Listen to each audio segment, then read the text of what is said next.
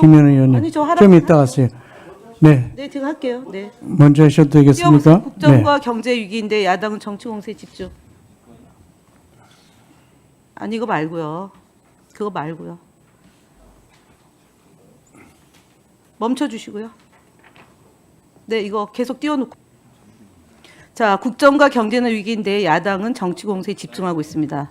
그래서 A 의원은 37건, B 의원은 13건, C 의원은 8건, D 의원은 7건, E 의원은 2건으로 해가지고 연일 폭로전에 하고 있습니다. 그래서 중앙당 논평 보도자료가 27건이 나갔고요.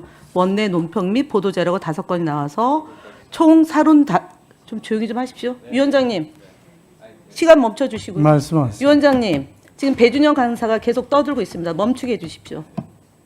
의사 진행 원활하게 해주십시오. 각규택 의원은 저를 비웃고 있으니까 저 멈추게 해주십시오. 비웃고 계십니다. 멈추게 해주십시오, 위원장님. 진행하세요. 네.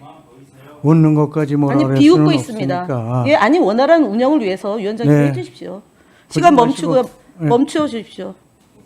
진행하세요. 예. 배준영 간사님, 끼어들지 마시고요. 저 계속 회의 투쟁 할 테니까요. 그렇게 하십시오. 아니, 얼굴 빼줘서 고맙다는 말씀하고. 예, 조용히 하십시오. 그러니까. 이렇게 하는 게 원만한 회의 진행입니까? 예, 진행하세요. 아니, 회의 방해하는 겁니다. 저 두 분이. 안 할게요. 제가 의사를 진행하는데 불편함을 느끼니까 방해하지 말라고 해주십시오. 위원장님. 네, 말씀하세요. 발언하세요. 예, 그래서 지금 현재 야당이 직전까지 여당이었습니다. 그래서 대통령이 파면돼서 곧 감옥에 갈 규칙사유가 있는 국민의힘 의원들이 아직도 제정신 못 차리고 계속적으로 이 국회의 신성한 국회에서 후보를 모독하고 그 모독도 부족해서 국회 관례상 있지도 않은 행위를 하고 있습니다. 언제 대한민국 국회에서 발언할 때 동일한 화면을 띄우고 주제와 어긋나게 PPT를 띄우고 한 적은 그 어디에도 없습니다. 지금 국무총리 후보자 인사청문회에서 아마 전무후무한 기록으로 남겨질 것 같습니다. 예를 들어 주제가 바뀌면 바뀐 만큼의 영상이 맞는 겁니다. 이것이 가짜 뉴스를 생성하지 않는 겁니다. 예를 들어서 KBS 뉴스가 진행되고 있습니다. 리포트를 하는 기자가 화면이 안 바뀌고 계속 여름이 됐는데 뒤에 눈 내리는 겨울이 나온다면 시청자들이 그거 좋아하겠습니까? 마찬가지입니다. 이 국회에서 진행되는 인사청문회가 주제와 전혀 다른 내용으로 영상이 화면이 띄워진다면 그게 온전하게 회의 진행이 되는 겁니까? 그건 아니라고 생각합니다. 여야 간사 간의 협의의 상황이 아니라 협의조차 하지 않아도 되고 통상적인 범위 내에서 하는 것입니다.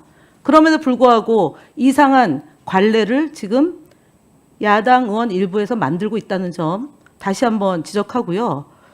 37건, 13건, 8건, 7건, 2건이 다 대부분이 거짓말로 드러났음에도 불구하고 하루 종일 쇠귀의 경읽기로 이 인사청문회가 진행되고 있다는 점에 대해서 지적하지 않을 수 없습니다.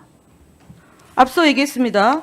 국민의힘이 오전에는 결격 사유라고 주장하더니 살짝 바꾸어서 의혹으로 제기하고 있습니다. 불투명한 자금 출처와 정치자금 관련 의혹이라 하더니 수상한 돈줄이라고 둔갑시키고요. 수입을 초과한 지출을 가지고 수입을 압도하는 지출이라는 말로 말장난을 하고 있고요. 소득 없는 자산 형성이라고 해놓고 무소득 자산가라고 베끼고 교회에다가 헌금한 것을 마이너스 기부라고 하고 있고요. 의정활동 자녀 입시 의혹이 해소됐음에도 불구하고 아들 홍콩대 인턴 활동이라는 말로 또 둔갑을 시켰어요. 궁금하시죠? 이 PPT가. 이 똑같은 PPT가 나가니까 얼마나 이상합니까? 바꿔줘야 되는 거죠. 그래야지 원만한 회의 진행이 되는데 제가 계속 똑같은 방식으로 해보겠습니다. 오늘까지 허용하신 거니까. 그리고 아들 학비 출처를 분명히 오늘 후보자께서 전 부인이 했다라는 걸 얘기했고 야당 의원이 수용을 했습니다. 그런데 똑같이 끼지 마십시오. 시간 멈추세요. 이렇게 하면 안 되는 거죠. 끼면 안 되는 거잖아요. 자, 그냥 네. 하세요. 이 아니 정도면. 왜 그냥 합니까? 끼는 걸 이 정도면 막아주셔야죠. 하세요, 그냥. 끼어들지 못하게 하셔야죠. 우리 내일은 저- 이렇게 하면 안 되죠.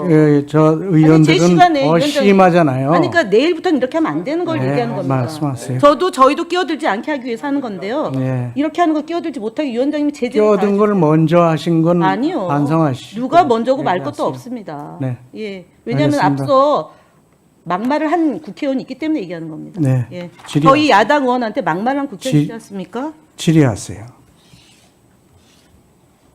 그리고 중국 석사 학위 진위를 했는데 칭화대 분신술이라고 얘기를 합니다.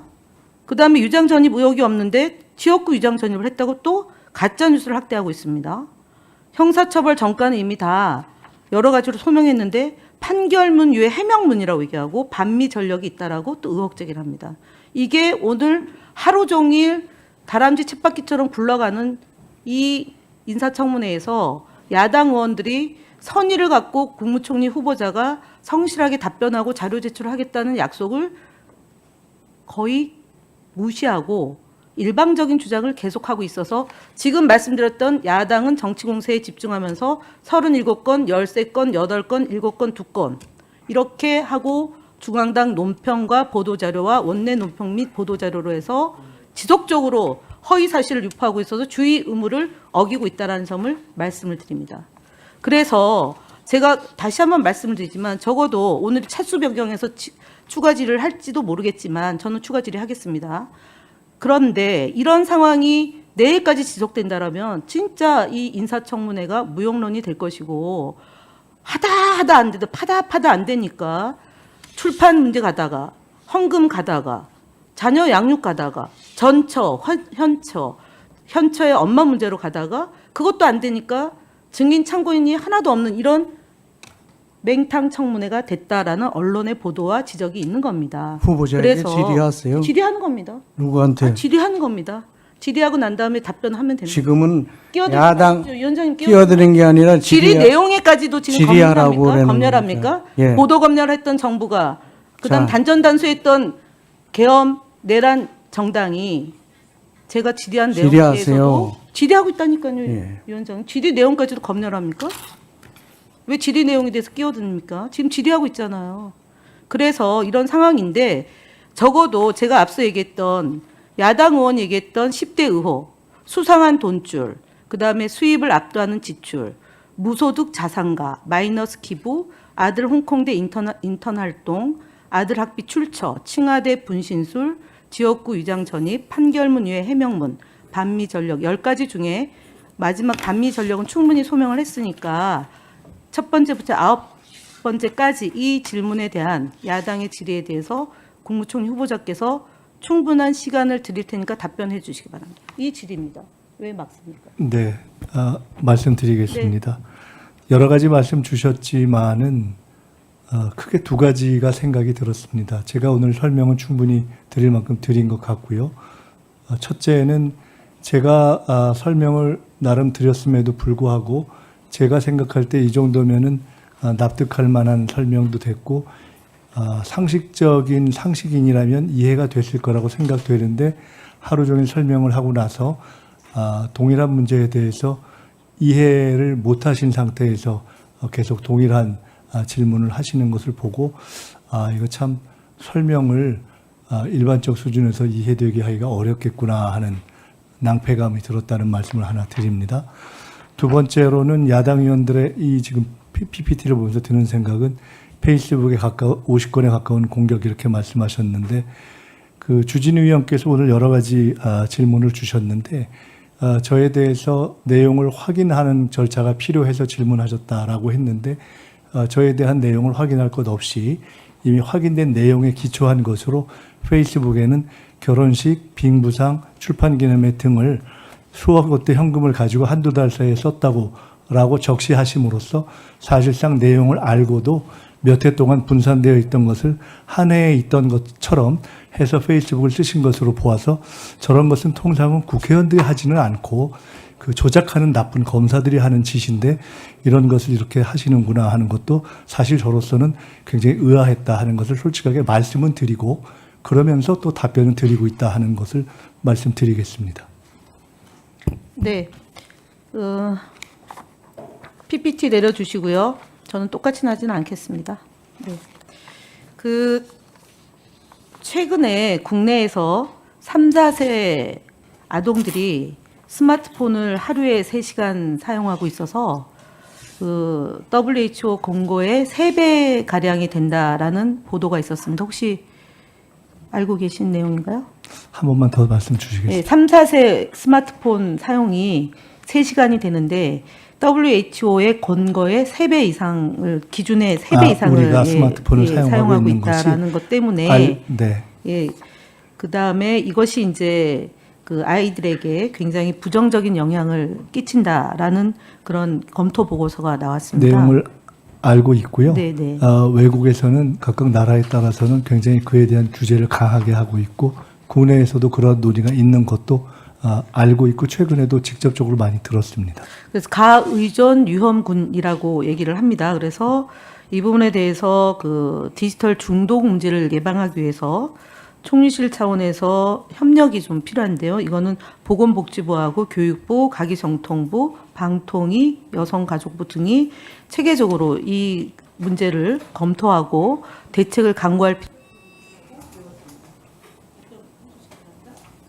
네, 그 말씀처럼 그 문제가 사실은 우리 사회에서는 너무나 그냥 일상처럼 익숙해져 버린 것이긴 한데 사실은 현실적으로도 우리는 많은 어려움을 느끼고 있었고 근데 외국이나 다른 경우에 그런 데 대한 규제가 필요하다라는 것을 많이 이렇게 제기되어 있다는 것을 보면서 우리도 좀 깊이 다시 생각해 봐야 되겠다. 저도 느끼고 있고 지금 말씀 주신 대로 관련 부서에서 논의를 할 수 있도록 그렇게 제가 총리로 확정되고 나면 그렇게 하도록 하겠습니다. 김 의원님 수고하셨습니다. 전영기 의원님 순서 바뀌었는데